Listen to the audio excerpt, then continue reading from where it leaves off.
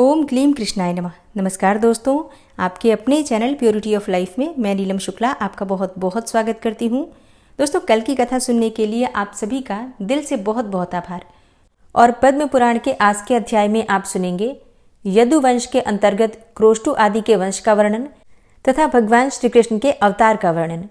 तो पुलस्त्य जी कहते हैं कि हे राजेंद्र, अब यदुपुत्र क्रोष्टु आदि के वंश का, जिसमें श्रेष्ठ पुरुषों ने जन्म लिया था, उनका वर्णन सुनो।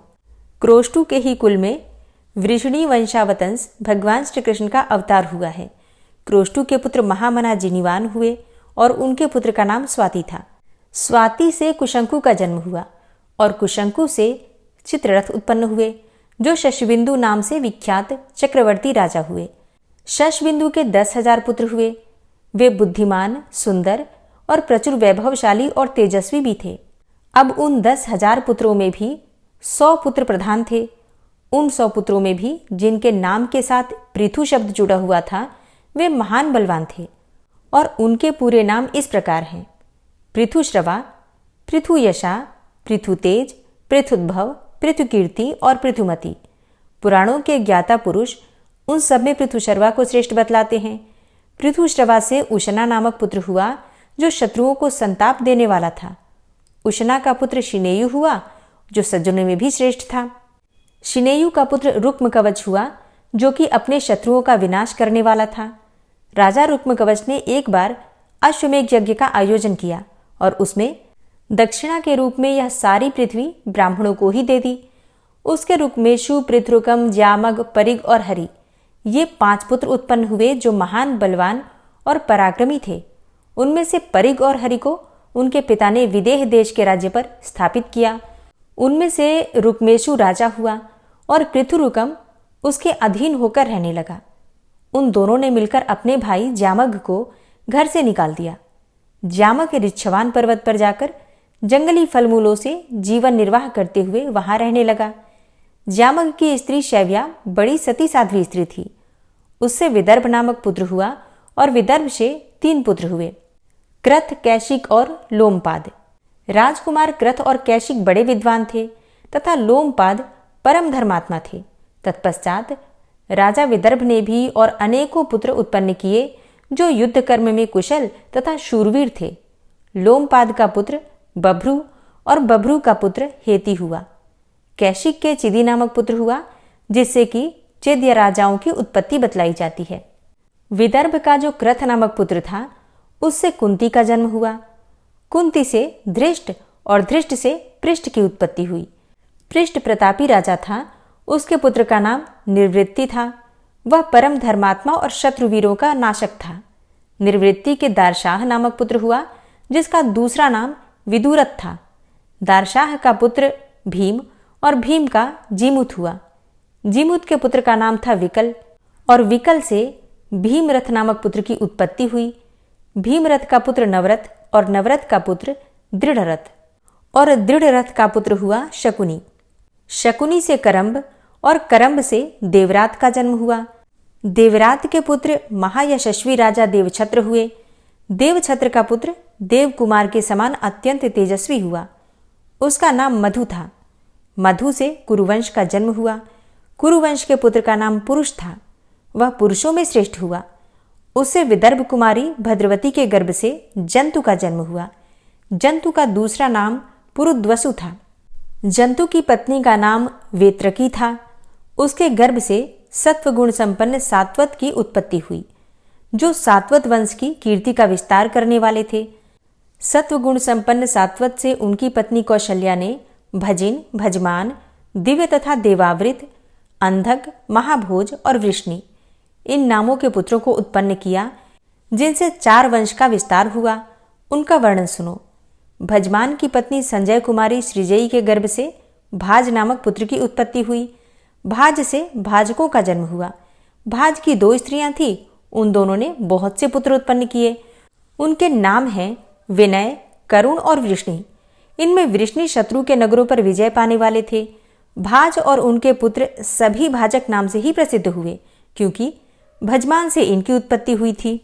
देवावृद्ध से बभ्रू नामक पुत्र का जन्म हुआ, जो सभी उत्तम गुणों से संपन्न था। पुराणों के ज्ञाता विद्वान पुरुष महात्मा देवावृत के गुणों का बखान करते हुए इस वंश के विषय में इस प्रकार अपना उद्धार प्रकट करते हैं। देवावृत देवताओं के समान है और बभ्रू समस्त मनुष्यों में श्रेष्ठ है। देवावृत और बभ्रू के उपदेश से 76,000 मनुष्य मोक्ष को प्राप्त हो चुके हैं। बभ्रू से भोज का जन्म हुआ, जो यज्ञ, दान और तपस्या में धीर, ब्राह्मण भक्त, उत्तम व्रतों का दृढ़तापूर्वक पालन करने वाले, रूपवान तथा महातेजस्वी थे। शरकांत की कन्या मृतकावती भोज की पत्नी हुई। उसने भोज से कुकुर, भजमान, समीक और बलवरहिष ये 4 पुत्र उत्पन्न किए। कुकुर के पुत्र भुष्णु, भुष्णु के धृतिम, धृतिम के कपोत्रमा और इनके पुत्र नैमित्ति हुए। नैमित्ति के सुमृत और उनके पुत्र नरी हुए। नरी बड़े विद्वान थे। उनका दूसरा नाम चंदनोदक दुंदुभि बतलाया जाता है। उनसे अभिजित और अभिजित से पुनर्वसु नामक पुत्र उत्पन्न हुआ। शत्रु विजयी पुनर्वसु से 2 संतानें हुई, एक पुत्र और एक कन्या। पुत्र का नाम आहुक था और कन्या का नाम आहुकी। भोज में कोई असत्यवादी जन, यज्ञ न करने वाले, 1000 से कम दान करने वाला, अपवित्र और मूर्ख नहीं था। भोज से बढ़कर कोई हुआ ही नहीं। यह भोज वंश आहुक तक आकर ही समाप्त हो गया। आहुक ने अपनी बहन आहुकी का विवाह अवंती देश में किया था और आहुक को एक पुत्री भी थी, जिसने कि 2 पुत्र उत्पन्न किए। उनके नाम हैं देवक और उग्रसेन।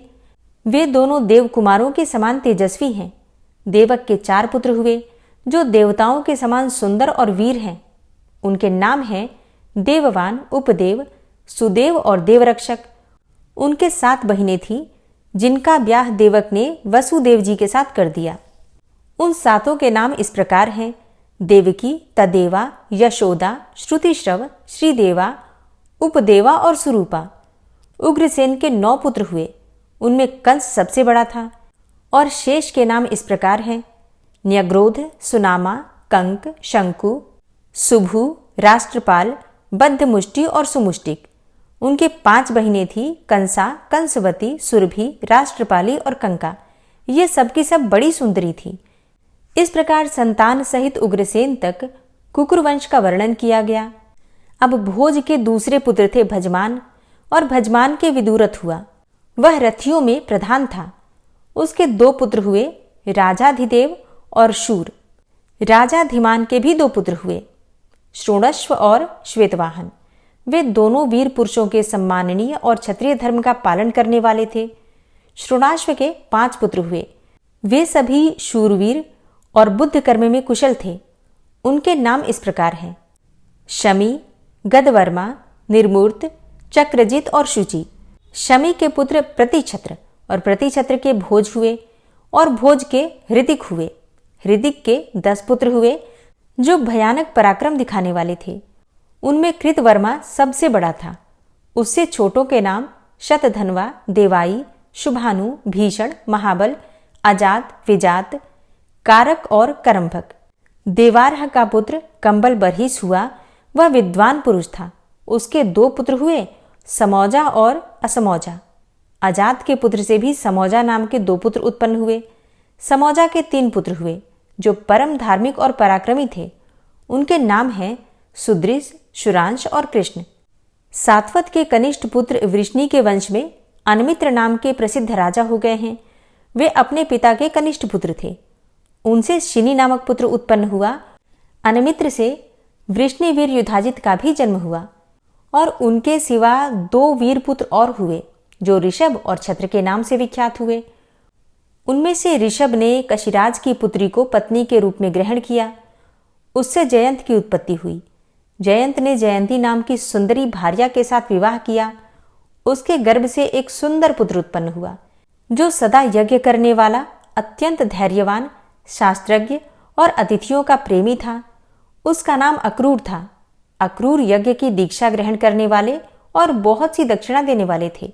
उन्होंने राजकुमारी के साथ विवाह किया और उसके गर्भ से 11 महाबली पुत्रों को उत्पन्न किया। अक्रूर ने पुनः शूरसेना नाम की पत्नी के गर्भ से देववान और उपदेव नामक 2 और पुत्रों को जन्म दिया। इसी प्रकार उन्होंने अश्विनी नाम की पत्नी से भी कई पुत्र उत्पन्न किए। विदुरथ की पत्नी ऐच्छवाकी ने मीडुष नामक पुत्र को जन्म दिया। उसका दूसरा नाम शूर भी था। शूर ने भोजा के गर्भ से 10 पुत्र उत्पन्न किए। उनमें आनक दुंदुभी नाम से प्रसिद्ध महाबाहु वसुदेव ज्येष्ठ थे। उनके सिवा शेष पुत्रों के नाम इस प्रकार हैं: देवभाग, देवखवा, अनावृष्टि, कुनी, नंदी, सक्रीवशाह, श्याम, समीढ़ु और संसस्यु। शूर से 5 सुंदरी कन्याएं भी उत्पन्न हुई, जिनके नाम है श्रुति कीर्ति, पृथा, श्रुत देवी, श्रुतिश्रवा और राजाधिदेवी। ये 5 वीर पुत्रों की जननी थी। श्रुत देवी का विवाह वृद्ध नामक राजा के साथ हुआ था। उसने कारुष नामक पुत्र उत्पन्न किया। श्रुत कीर्ति ने केकव नरेश के अंश से संतर्दन को जन्म दिया। उसके गर्भ से सुनीत अर्थात शिशुपाल का जन्म हुआ। राजाधिदेवी के गर्भ से धर्म की भाव अभिमर्दिता ने जन्म ग्रहण किया। शूर की राजा कुंती भोज के साथ मैत्री थी, अतः उन्होंने अपनी कन्या पृथा को उन्हें गोद दे दिया। इस प्रकार वसुदेव की बहन पृथा कुंती भोज की कन्या होने के कारण कुंती के नाम से प्रसिद्ध हुई। कुंती भोज ने महाराज पांडु के साथ कुंती का विवाह किया। कुंती से 3 पुत्र उत्पन्न हुए: युधिष्ठिर, भीमसेन और अर्जुन। अर्जुन इंद्र के समान पराक्रमी हैं। वे देवताओं के कार्य सिद्ध करने वाले, संपूर्ण दानवों के नाशक तथा इंद्र के लिए भी अवध्य हैं। उन्होंने दानवों का संहार किया है। पांडु की दूसरी रानी माद्रवती अर्थात माद्री के गर्भ से 2 पुत्रों की उत्पत्ति सुनी गई है, जो नकुल और सहदेव के नाम से प्रसिद्ध हैं। वे दोनों रूपवान और सत्वगुणी हैं। वसुदेव जी की दूसरी पत्नी रोहिणी ने, जो पुरुवंश की कन्या है, ज्येष्ठ पुत्र के रूप में बलराम को उत्पन्न किया। तत्पश्चात उनके गर्भ से रणप्रेमी सारण, दुर्धर, दमन और लंबी ठोड़ी वाले पिंडारक उत्पन्न हुए। वसुदेव जी की पत्नी जो देवकी देवी हैं, उनके गर्भ से पहले तो महाबाहु प्रजापति के अंशभूत बालक उत्पन्न हुए। फिर कंस के द्वारा उनके मारे जाने पर श्री कृष्ण का अवतार हुआ। विजय, रोचमान, वर्धमान और देवल ये सभी महात्मा उपदेवी के गर्भ से उत्पन्न हुए। श्रुत देवी ने महाभाग गणवेशन को जन्म दिया, जो संग्राम में पराजित होने वाले नहीं थे। अब भगवान श्री कृष्ण के प्रादुर्भाव की कथा कही जाती है। जो श्री कृष्ण के जन्म और वृद्धि की कथा का प्रतिदिन पाठ या श्रवण करता है, वह सब पापों से मुक्त हो जाता है। पूर्व काल में जो प्रजाओं के स्वामी थे, वे ही महादेव श्री कृष्ण लीला के लिए इस समय मनुष्यों में अवतीर्ण हुए हैं। पूर्व जन्म में देवकी और वसुदेव जी ने तपस्या की थी। उसी के प्रभाव से वसुदेव जी के द्वारा देवकी के गर्भ से भगवान का प्रादुर्भाव हुआ। उस समय उनके नेत्र कमल के समान शोभा पा रहे थे। उनकी 4 भुजाएं थी और उनका दिव्य रूप मनुष्यों का मन मोहने वाला था। श्रीवत्स से चिन्हित एवं शंख, चक्र, गदा आदि लक्षणों से युक्त भगवान के दिव्य विग्रह को देखकर वसुदेव जी बोले, हे प्रभो, इस रूप को छिपा लीजिए। मैं कंस से डरा हुआ हूं, इसीलिए ऐसा कहता हूं। उसने मेरे 6 पुत्रों को, जो देखने में बहुत ही सुंदर थे, मार डाला है। वसुदेव जी की बात सुनकर भगवान ने अपने दिव्य रूप को छिपा लिया।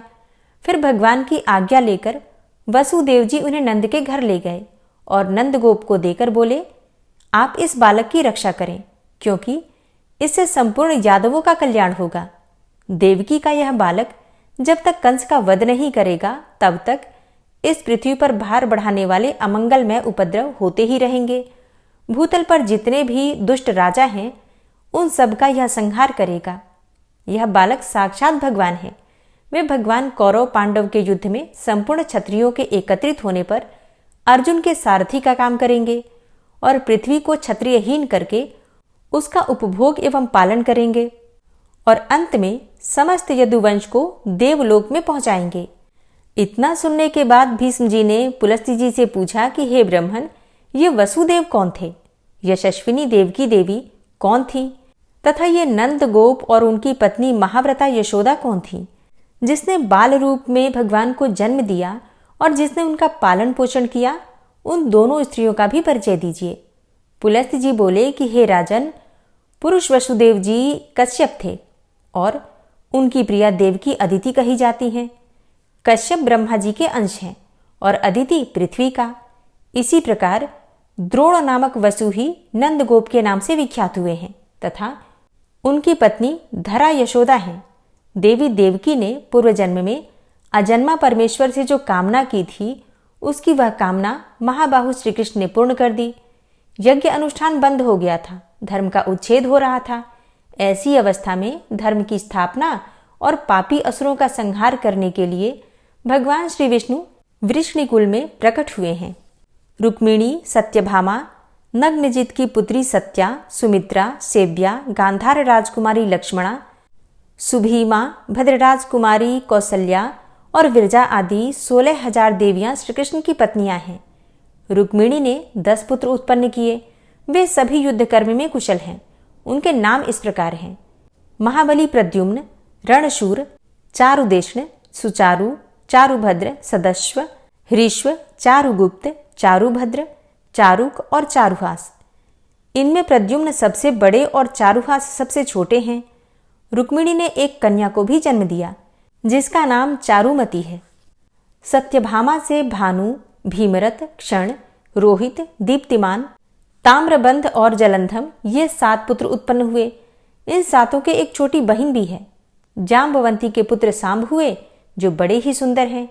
ये सौर शास्त्र के प्रणेता तथा प्रतिमा एवं मंदिर के निर्माता हैं। मित्रवृंदा ने सुमित्र, चारुमित्र और मित्रविंद को जन्म दिया। मित्रबाहु और सुनीय आदि सत्या के पुत्र हैं। इस प्रकार श्री कृष्ण के हजारों पुत्र हुए। प्रद्युम्न के विदर्भ कुमारी रुक्मवती के गर्भ से अनिरुद्ध नामक परम बुद्धिमान पुत्र उत्पन्न हुआ। अनिरुद्ध संग्राम में उत्साहपूर्वक युद्ध करने वाले वीर हैं। अनिरुद्ध से मृगकेतन का जन्म हुआ। राजा सुपार्श्व की पुत्री काम्या ने साम्य से तरस्वी नामक पुत्र को जन्म दिया। प्रमुख वीर एवं महात्मा यादवों की संख्या 3,60,00,000 के लगभग है। वे सभी अत्यंत पराक्रमी और महाबली हैं। उन सबकी देवताओं के अंश से उत्पत्ति हुई है। देवासुर संग्राम में जो महाबली असुर मारे गए थे वे इस मनुष्यलोक में उत्पन्न होकर सबको कष्ट दे रहे थे। उन्हीं का संहार करने के लिए भगवान यदुकुल में अवतीर्ण हुए हैं। महात्मा यादवों के 101 कुल हैं। भगवान श्री कृष्ण ही उन सबके नेता और स्वामी हैं तथा संपूर्ण यादव भी भगवान की आज्ञा के अधीन रहकर रिद्धि सिद्धि से संपन्न हो रहे हैं। पुलस्त्य जी कहते हैं कि हे राजन, मेरुगिरी के शिखर पर श्रीनिधान नामक एक नगर है जो नाना प्रकार के रत्नों से सुशोभित, अनेकों आश्चर्यों का घर तथा बहुतेरे वृक्षों से हरा भरा है। भांति भांति की अद्भुत धातुओं से उसकी बड़ी विचित्र शोभा होती है। वह स्वच्छ स्फटिक मणि के समान निर्मल दिखाई देता है। वहाँ ब्रह्मा जी का वैराज नामक भवन है जहाँ देवताओं को सुख देने वाली कांतिमती नाम की सभा है। वह मुदाय सेवित तथा ऋषि महर्षियों से भरी रहती है। एक दिन देवेश्वर ब्रह्मा जी उसी सभा में बैठकर जगत का निर्माण करने वाले परमेश्वर का ध्यान कर रहे थे। ध्यान करते करते उनके मन में यह विचार उठा कि मैं किस प्रकार यह करूं। भूतल पर कहाँ और किस स्थान पर मुझे यज्ञ करना चाहिए। काशी, प्रयाग, तुंग अर्थात तुंगभद्रा, नैमिषारण्य, पुष्कर, कांची, भद्रा, देविका, कुरुक्षेत्र, सरस्वती और प्रभास आदि बहुत से तीर्थ हैं। भूमंडल में चारों ओर जितने पुण्य तीर्थ और क्षेत्र हैं उन सबको मेरी आज्ञा से रुद्र ने ही प्रकट किया है। जिससे मेरी उत्पत्ति हुई है, भगवान श्री विष्णु की नाभि से प्रकट हुए उस कमल को ही वेद पाठी ऋषि पुष्कर तीर्थ कहते हैं। पुष्कर तीर्थ उसी का व्यक्त रूप है। इस प्रकार विचार करते करते प्रजापति ब्रह्मा जी के मन में यह बात आई कि अब मैं पृथ्वी पर चलूं। यह सोचकर वे अपनी उत्पत्ति के प्राचीन स्थान पर आए और वहां के उत्तम वन में प्रविष्ट हुए जो नाना प्रकार के वृक्षों और लताओं से व्याप्त एवं भांति भांति के फूलों से सुशोभित था। वहां पहुंचकर उन्होंने क्षेत्र की स्थापना की जिसका यथार्थ रूप से मैं वर्णन करता हूँ। चंद्र नदी के उत्तर प्राची सरस्वती तक और नंदन नामक स्थान से पूर्व क्रम या कल्प नामक स्थान तक जितनी भूमि है वह सब पुष्कर तीर्थ के नाम से प्रसिद्ध है। इसमें लोककर्ता ब्रह्मा जी ने यज्ञ करने के निमित्त वेदी बनाई। ब्रह्मा जी ने वहां 3 पुष्करों की कल्पना की। प्रथम ज्येष्ठ पुष्कर तीर्थ समझना चाहिए जो तीनों लोगों को पवित्र करने वाला और विख्यात है। उसके देवता साक्षात ब्रह्मा जी हैं। दूसरा मध्यम पुष्कर है जिसके देवता श्री हरि विष्णु हैं तथा तीसरा कनिष्ठ पुष्कर है जिसके देवता भगवान रुद्र हैं। यह पुष्कर नामक वन आदि प्रधान एवं गुह्य क्षेत्र है। वेद में भी इसका वर्णन आता है। इस तीर्थ में भगवान ब्रह्मा सदा निवास करते हैं। उन्होंने भूमंडल के इस भाग पर बड़ा अनुग्रह किया है। पृथ्वी पर विचरने वाले संपूर्ण जीवों पर कृपा करने के लिए ही ब्रह्मा जी ने इस तीर्थ को प्रकट किया है। यहाँ की यज्ञ वेदी को उन्होंने सुवर्ण और हीरे से मढ़ा दिया तथा नाना प्रकार के रत्नों से सुसज्जित करके उसके फर्श को सब प्रकार से सुशोभित एवं विचित्र बना दिया। तत्पश्चात लोक पितामह ब्रह्मा जी वहाँ आनंद पूर्वक रहने लगे। साथ ही भगवान श्री विष्णु, रुद्र, आठों वसु, दोनों अश्विनी कुमार, मरुदगण तथा स्वर्गवासी देवता भी देवराज इंद्र के साथ वहां आकर विहार करने लगे। यह तीर्थ संपूर्ण लोकों पर अनुग्रह करने वाला है। मैंने इसकी यथार्थ महिमा का तुमसे वर्णन किया है। जो ब्राह्मण अग्निहोत्र पारायण होकर संहिता के क्रम से विधिपूर्वक मंत्रों का उच्चारण करते हुए इस तीर्थ में वेदों का पाठ करते हैं, वे सब लोग ब्रह्मा जी के कृपा पात्र होकर उन्हीं के समीप निवास करते हैं। पुलस्त्य जी की सारी बातें सुनने के बाद भीष्म जी ने पूछा कि हे भगवान, तीर्थ निवासी मनुष्यों को पुष्कर वन में किस विधि से रहना चाहिए? क्या केवल पुरुषों को ही वहां निवास करना चाहिए या स्त्रियों को भी, अथवा क्या सभी वर्णों और आश्रमों के लोग वहां निवास कर सकते हैं? भीष्म जी के इस प्रश्न का उत्तर देते हुए पुलस्त्य जी बोले, हे राजन, सभी वर्णों एवं आश्रमों के पुरुषों और स्त्रियों को भी उस तीर्थ में निवास करना चाहिए। सबको अपने अपने धर्म और आचार का पालन करते हुए दंभ और मोह का परित्याग करके रहना उचित है। सभी मन, वाणी और कर्म से ब्रह्मा जी के भक्त एवं जितेंद्रिय हों। कोई किसी के प्रति दोष दृष्टि न करे। सब मनुष्य संपूर्ण प्राणियों के हितैषी हों। किसी के भी हृदय में छोटा या फिर बड़ा भाव नहीं होना चाहिए, खोटा भाव नहीं रहना चाहिए। भीष्म जी ने पूछा, हे ब्राह्मण, क्या करने से मनुष्य इस लोक में ब्रह्मा जी का भक्त कहलाता है? मनुष्यों में कैसे लोग ब्रह्म भक्त माने गए हैं, यह मुझे बताइए। पुलस्त्य जी बोले कि हे राजन, भक्ति 3 प्रकार की कही गई है, मानस, वाचिक और कायिक। इसके सिवा भक्ति के 3 भेद और हैं, लौकिक, वैदिक तथा आध्यात्मिक। ध्यान धारणा पूर्वक बुद्धि के द्वारा वेदार्थ का जो विचार किया जाता है उसे मानस भक्ति कहते हैं। यह ब्रह्मा जी की प्रसन्नता बढ़ाने वाली है। मंत्र, जप, वेद पाठ तथा अरण्यकों के जप से होने वाली भक्ति वाचिक कहलाती है। मन और इंद्रियों को रोकने वाले व्रत, उपवास, नियम, कृच्छ, शांतपन तथा चांद्रायण आदि भिन्न भिन्न व्रतों से, ब्रह्मकृच्छ नामक उपवास से एवं अन्यान्य शुभ नियमों के अनुष्ठान से जो भगवान की आराधना की जाती है उसको कायिक भक्ति कहते हैं। यह द्विजातियों की त्रिविध भक्ति बताई गई है। गाय के घी, दूध और दही, रत्न दीप, कुराजल, चंदनमाला, विविध धातुओं तथा पदार्थ, काले अगर की सुगंध से युक्त एवं घी और गुगुल से बने हुए धूप, आभूषण, सुवर्ण और रत्नादि से निर्मित विचित्र विचित्र हार, नृत्य, वाद्य, संगीत, सब प्रकार के जंगली फल मूलों के उपहार तथा भक्ष्य भोज्य आदि नैवेद्य अर्पण करके मनुष्य ब्रह्मा जी के उद्देश्य से जो पूजा करते हैं वह लौकिक भक्ति मानी गई है। ऋग्वेद, यजुर्वेद तथा सामवेद के मंत्रों का जप और संहिताओं का अध्यापन आदि कर्म यदि ब्रह्मा जी के उद्देश्य से किए जाते हैं तो वह वैदिक भक्ति कहलाती है। वेद मंत्रों के उच्चारण पूर्वक हविष्य की आहुति देकर जो क्रिया संपन्न की जाती है वह भी वैदिक भक्ति ही मानी गई है। अमावस्या अथवा पूर्णिमा को जो अग्निहोत्र किया जाता है, यज्ञों में जो उत्तम दक्षिणा दी जाती है तथा देवताओं को जो पुरोडास और चरु अर्पण किए जाते हैं, ये सब वैदिक भक्ति के अंतर्गत हैं। इष्टि, धृति, यज्ञ संबंधी सोमपान तथा अग्नि, पृथ्वी, वायु, आकाश, चंद्रमा, मेघ और सूर्य के उद्देश्य से किए हुए जितने भी कर्म हैं उन सब के देवता ब्रह्मा जी ही हैं।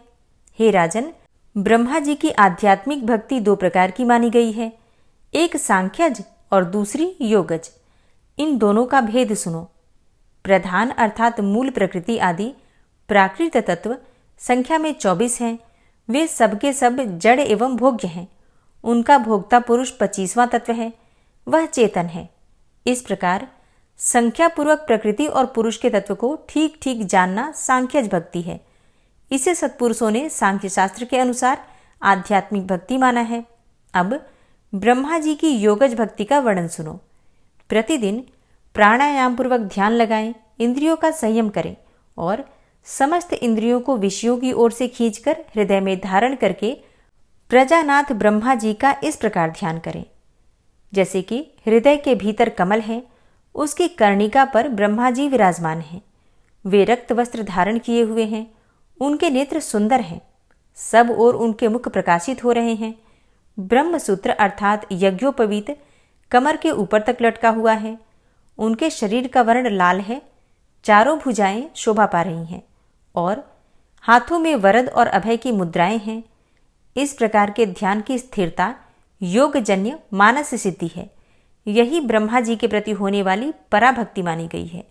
जो भगवान ब्रह्मा जी में ऐसी भक्ति रखता है वह ब्रह्म भक्त कहलाता है। हे राजन, अब पुष्कर क्षेत्र में निवास करने वाले पुरुषों के पालन करने योग्य आचार का वर्णन सुनो। पूर्व काल में जब विष्णु आदि देवताओं का यहाँ समागम हुआ था, उस समय सबकी उपस्थिति में ब्रह्मा जी ने स्वयं ही क्षेत्र निवासियों के कर्तव्य को विस्तार के साथ बतलाया था। पुष्कर क्षेत्र में निवास करने वालों को उचित है कि वे ममता और अहंकार को पास न आने दें, आसक्ति और संग्रह की वृत्ति का परित्याग करें। बंधु बांधवों के प्रति भी अपने मन में आसक्ति नहीं रहनी चाहिए। वे ढेले, पत्थर और सुवर्ण को समान ही समझें। प्रतिदिन नाना प्रकार के शुभ कर्म करते हुए संपूर्ण प्राणियों को अभय दान दें। नित्य प्राणायाम और परमेश्वर का ध्यान करें। जप के द्वारा अपने अंतःकरण को शुद्ध बनाएं। यति धर्म के कर्तव्यों का पालन करें। सांख्य योग की विधि को जानें तथा संपूर्ण संशयों का उच्छेद करके ब्रह्म का बोध प्राप्त करें। क्षेत्र निवासी ब्राह्मण इसी नियम से वहां रहकर यज्ञ करते हैं। अब पुष्कर वन में मृत्यु को प्राप्त होने वाले लोगों को जो फल मिलता है उसे भी सुनो। वे लोग अक्षय ब्रह्म सायुज्य को प्राप्त होते हैं, जो दूसरों के लिए सर्वथा दुर्लभ है। उन्हें उस पद की प्राप्ति होती है जहां जाने पर पुनः मृत्यु प्रदान करने वाला जन्म नहीं ग्रहण करना पड़ता। वे पुनरावृत्ति के पद का परित्याग करके ब्रह्म संबंधिनी पराविद्या में स्थित हो जाते हैं। भीष्म जी ने कहा कि हे ब्राह्मण, पुष्कर तीर्थ में निवास करने वाली स्त्रियां, म्लेच्छ, शूद्र, पशु पक्षी, मृग, गूंगे, जड़, अंधे तथा बहरे प्राणी जो तपस्या और नियमों से दूर हैं, किस गति को प्राप्त होते हैं, यह भी बताने की कृपा करें।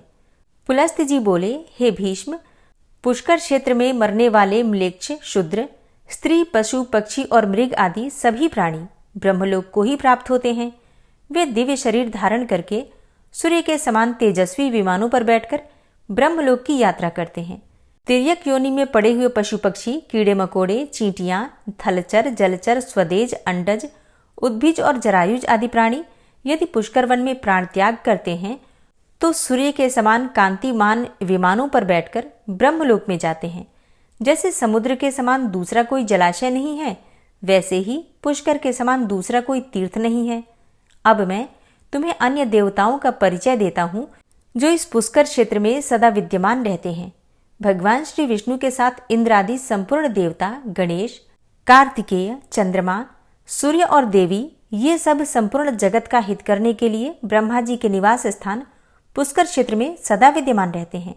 इस तीर्थ में निवास करने वाले लोग सतयुग में 12 वर्षों तक, त्रेता में 1 वर्ष तक तथा द्वापर में 1 मास तक तीर्थ सेवन करने से जो फल पाते थे उसे कलयुग में 1 दिन रात के तीर्थ सेवन से ही प्राप्त कर लेते हैं। यह बात देवाधिदेव ब्रह्मा जी ने पूर्व काल में मुझसे अर्थात पुलस्त्य जी से स्वयं ही कही थी। पुष्कर से बढ़कर इस पृथ्वी पर दूसरा कोई क्षेत्र नहीं है, इसलिए पूरा प्रयत्न करके मनुष्यों को इस पुष्कर वन का सेवन करना चाहिए। ब्रह्मचारी, गृहस्थ, वानप्रस्थ और सन्यासी ये सब लोग अपने अपने शास्त्रोक्त धर्म का पालन करते हुए इस क्षेत्र में परम गति को प्राप्त करते हैं। धर्म और अर्थ के तत्व को जानने वाले पुरुष को चाहिए कि वह अपनी आयु के 1/4 भाग तक दूसरे की निंदा से बचकर ब्रह्मचर्य का पालन करते हुए गुरु अथवा गुरुपुत्र के समीप निवास करें तथा गुरु की सेवा से जो समय बचे उसमें अध्ययन करें। श्रद्धा और आदर पूर्वक गुरु का आश्रय लें। गुरु के घर में रहते समय गुरु के सोने के पश्चात शयन करें और उनके उठने से पहले उठ जाएं।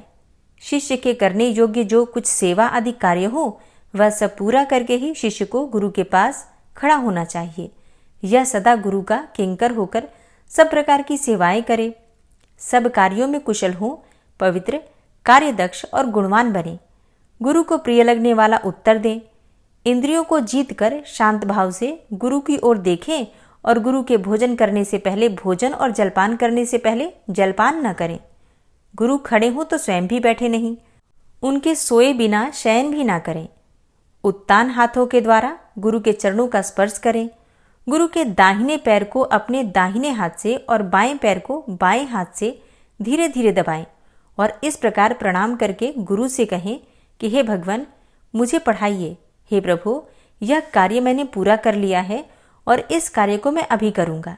इस प्रकार पहले कार्य करें और फिर किया हुआ सारा काम गुरु को बता दें। मैंने ब्रह्मचारी के नियमों का यहाँ विस्तार के साथ वर्णन किया है। गुरु भक्त शिष्य को इन सभी नियमों का पालन करना चाहिए।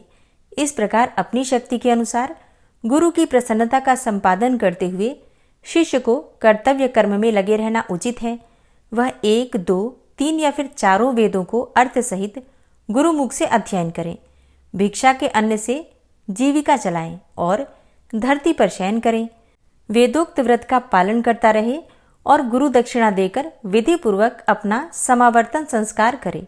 फिर धर्म पूर्वक प्राप्त हुई स्त्री के साथ गार्हपत्य आदि अग्नियों की स्थापना करके प्रतिदिन हवन आदि के द्वारा उनका पूजन करें। आयु का प्रथम भाग ब्रह्मचर्य आश्रम में बिताने के पश्चात दूसरा भाग गृहस्थ आश्रम में रहकर व्यतीत करें। हरे कृष्णा। गृहस्थ धर्म के क्या नियम होते हैं, गृहस्थ धर्म में रहते हुए किस प्रकार से पालन करना चाहिए नियम का, जिससे कि भगवत प्राप्ति होती है, ये सारा वृतांत आप कल की कथा में सुनेंगे। उम्मीद करती हूँ कल भी कथा आप लोग जरूर सुनेंगे। और अगर आपको आज की कथा पसंद आई हो तो वीडियो को लाइक ज़रूर कीजिए, शेयर भी ज़रूर कर दीजिए जितना भी आपसे हो सके, और कमेंट बॉक्स में राधे राधे लिखना बिल्कुल मत भूलिए।